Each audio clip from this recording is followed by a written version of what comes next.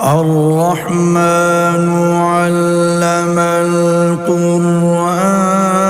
خلق الإنسان علمه البيان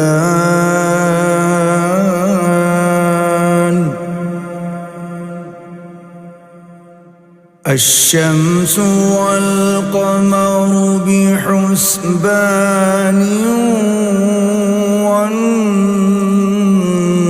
والنجم والشجر يسجدان